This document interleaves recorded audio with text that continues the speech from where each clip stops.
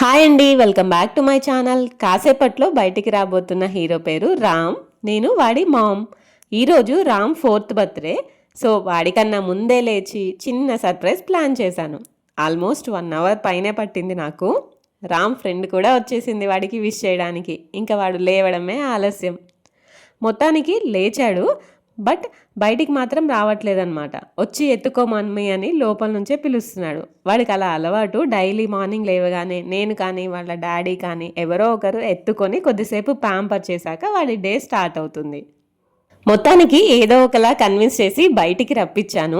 ఇలా సర్ప్రైజ్లు ఇవ్వడం నాకు చాలా చాలా ఇష్టం. సో ఇంట్లో ఏదన్నా అకేషన్ అయినా స్పెషల్ డేస్ వస్తుంటే ముందే అన్నీ ఆలోచించి పెట్టుకుంటాను, ఏం చేయాలి ఎలా చేయాలి అని. బట్ రామ్ వాళ్ళ డాడీకి ఎక్కువగా ఇంట్రెస్ట్ ఉండదు, బట్ హీ రెస్పెక్ట్స్ మై ఇష్టాలన్నమాట.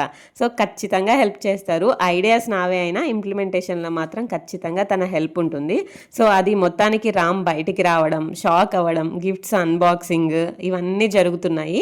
లోపు వాళ్ళ డాడీ ఆఫీస్కి రెడీ అవుతున్నాడు అనమాట. మేము మాత్రం మంచిగా ఉన్న చోటే సెటిల్ అయ్యి తీరిగ్గా బెలూన్స్ గురించి, సూపర్ హీరోస్ గురించి, గిఫ్ట్స్ అన్నిటి గురించి మాట్లాడుకుంటూ కూర్చున్నాము. ఇది వాడి 4th బర్త్డే అనమాట. ఈ 4 years ఒక రోలర్ కోస్టర్ రైడ్ అని చెప్పొచ్చు. మిక్స్డ్ ఎమోషన్స్, హ్యాపీనెస్, ఎగ్జైట్మెంట్, ఉరుకులు పరుగులు, అలకలు, ఆనందాలు, ఇలా ఎన్నో. బీయింగ్ ఏ వర్కింగ్ మామ్, రోజులో సగం మాత్రమే వాడితో స్పెండ్ చేయగలుగుతాను. అందుకే వీలైనంత ఎక్కువ క్వాలిటీ టైం ఇవ్వడానికే ఇష్టపడతాను.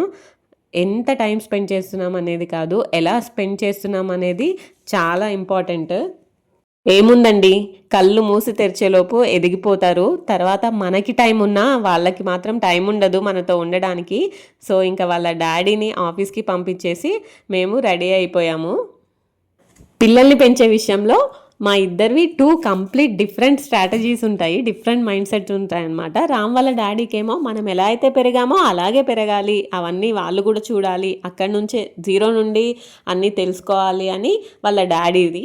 నాకేమో అట్లా కాదు, మనం ఎక్కడైతే ఆపామో, అంటే మనం ఇప్పుడు ఏ స్టెప్ వరకు అయితే వచ్చామో అక్కడి నుంచి వాళ్ళని ఇంకా గ్రో చేయాలి, మనం ఏమేమి మిస్ అయ్యామో అవన్నీ వాళ్ళకి ఇవ్వాలి, ఇలా ఇంకా మనం చేయలేనివన్నీ వాళ్ళతో చేయించాలి. కొంచెం ఎక్కువ ప్యాంపరింగ్ స్టైల్ నాది ఉంటుందన్నమాట. సో అలా ఇద్దరి మధ్య కాంబినేషన్లో పెరుగుతుంటాడనమాట అది. సో ఇంకా రామ్ వాళ్ళ డాడీ ఆఫీస్కి వెళ్ళిపోయాక మేమైతే సింపుల్గా ఇంట్లోనే పూజ చేసుకున్నాము.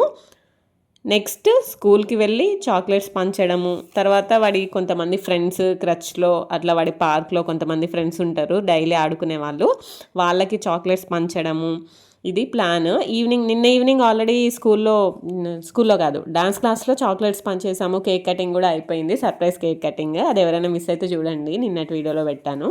సో అది అయిపోయింది కాబట్టి ఇంకా ఈరోజు డాన్స్ క్లాస్లో ఏం లేదు, ఈవినింగ్ ఇంట్లో కేక్ కటింగ్ అనమాట. ఇదిగో ఇవి రామ్ వాళ్ళ స్కూల్లో ఫ్రెండ్స్ కోసం తీసుకున్నాను, చాక్లెట్స్తో పాటు ఇవ్వడానికి బాగుంటాయని. ఈ టైంలో నా చిన్నప్పటి విషయం ఒకటి గుర్తొస్తుంది. నా బర్త్డేదే అనమాట. ఏమైందంటే నా బర్త్డేకి చాక్లెట్స్ తీసుకొని స్కూల్కి వెళ్ళాను. ఇప్పుడు రామ్ వెళ్తున్నట్టు, బట్ ఇక్కడ రామ్తో పాటు నేను వెళ్తున్నా, అక్కడ నేను ఒక్కదాన్నే వెళ్ళాను చాక్లెట్స్ తీసుకొని. బట్ ఏమైందంటే ఎగ్జాక్ట్గా సగం మందికి పంచగానే చాక్లెట్స్ అన్నీ అయిపోయాయి నేను తెచ్చినవి. ఇక నా ఫేస్ చూడాలి, అప్పుడు ఏం చేయాలో తెలియట్లేదు. ఇక ఏడుపు మొహం అనమాట, ఏడుపు ఒక్కటి తక్కువ. లక్కీగా మా టీచర్ వెంటనే ఆ సగం మందిని చాక్లెట్స్ని హాఫ్ చేసి మిగతా వాళ్ళతోటి షేర్ చేసుకోమని చెప్పింది. సో అది నా ఫస్ట్ క్లాసో సెకండ్ క్లాసో అనుకుంటా అప్పటి సిచ్యువేషన్ అది. బట్ ఇప్పటికీ గుర్తుంది, ఫుల్ నవ్వొస్తుంది ఇప్పుడు తలుచుకుంటే. అప్పుడు నా ఫేస్ బర్త్డే రోజు ఏడుపు ఒక్కటి తక్కువ అనమాట. అప్పటి నుండి ఏం చేసినా ఏం తీసుకెళ్ళినా కొంచెం ఎక్కువే చేయడం అలవాటు అయిపోయింది. రామ్ పుట్టాక ఇంకా ఎక్కువైంది అది. సో అలా ఆఫ్టర్నూన్ వరకు ఇక నేను రాము బండి మీద చాక్లెట్స్ బాక్స్ పట్టుకొని స్కూల్లో, ఇంకా పార్క్లో, క్రచ్లో, ఇంకా కొంతమంది ఫ్రెండ్స్ వాళ్ళ ఇంటికి వెళ్ళి అలా చాక్లెట్స్ పంచుతూ అలా ఈవినింగ్ వరకు టైంపాస్ చేసాము. ఈవినింగ్ నుంచి ఇక బర్త్డే డెకరేషన్ అయితే స్టార్ట్ అయిపోయింది. ఈసారి వాడికి హల్క్ థీమ్లో చేయాలని నాకు గట్టి కోరిక అనమాట. బట్ మేముండే ఏరియాలో ఈ బెలూన్స్ అవి దొరుకుతాయి, కానీ ఏ హల్క్ బొమ్మ అయితే దొరకట్లేదు. సో ఇంకా మేమే దాన్ని ఓన్గా ప్రిపేర్ చేసామన్నమాట. లైక్ హల్క్ ఫోటోని ఫ్లెక్సీ మీద ప్రింట్ తీపిచ్చేసి కట్ చేసి కార్డ్బోర్డ్ మీద అలా స్టిక్ చేసాము. వాడికైతే చాలా చాలా నచ్చింది. జనరల్గానే రామ్కి సూపర్ హీరోస్ అంటే చాలా చాలా ఇష్టం. ఇంకా వాళ్ళల్లో కూడా హల్క్ ఎక్కువ ఇష్టం అనమాట. సో నేను ముందే అనుకున్నాను హల్క్ థీమ్లో చేయాలి బర్త్డే డెకరేషన్ అని. మొత్తానికి ఇలా వచ్చింది అవుట్పుట్. సింపుల్ అండ్ ఎలగెంట్, అలాగే రామ్కి నచ్చేలా వచ్చింది అవుట్పుట్. సో నాకు చాలా హ్యాపీ అనిపించింది. ఇల్లు అయితే 7 అయ్యే వరకు వాడి ఫ్రెండ్స్ తోటి ఫుల్ నిండిపోయిందనమాట. ఇంకా వాడి హడావిడి మామూలుగా లేదు. మొత్తం డే అంతా వాడిదే కదా, వాడి స్పెషల్ డే కాబట్టి ఇంకా హడావిడి అంతా వాళ్ళదే ఉంటుంది. అరౌండ్ 7:30, 8 మధ్యలో రామ్ వాళ్ళ ఫ్రెండ్స్, వాళ్ళ పేరెంట్స్, మా నైబర్స్, కొలీగ్స్ ఇలా అందరూ మాకందరికీ ఇష్టమైన వాళ్ళ మధ్యలో రామ్ తన 4th బర్త్డే కేక్ అయితే కట్ చేశాడు. మీ అందరి విషెస్, బ్లెస్సింగ్స్ కూడా రామ్ మీద ఇలా ఎప్పటికీ ఉండాలని మనస్ఫూర్తిగా కోరుకుంటున్నాను. ఇంకా కొంతమంది బర్త్డే పార్టీకి రాలేకపోయారు. కొంతమందిని నేను ఇన్వైట్ చేయడం మర్చిపోయాను.